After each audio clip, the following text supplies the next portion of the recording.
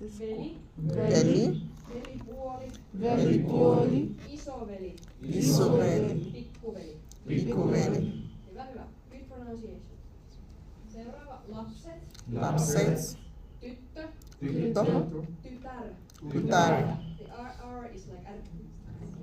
Tytär. Poika. Poika. Puoliso. Puoliso. Kumppani. Kumppani. Tyttöystävä.